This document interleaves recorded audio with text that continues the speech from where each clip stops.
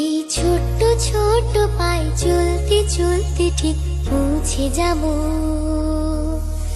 এই ছোট্ট ছোট্ট পায়ে চলতে চলতে ঠিক পৌঁছে যাব সেই চাঁদের পাহাড় দেখতে পাবো। সেই চাঁদের পাহাড় মাথায় যাহার রামধনু রাঙা হয় দেখতে পাবো। ঠিক পৌঁছে যাব।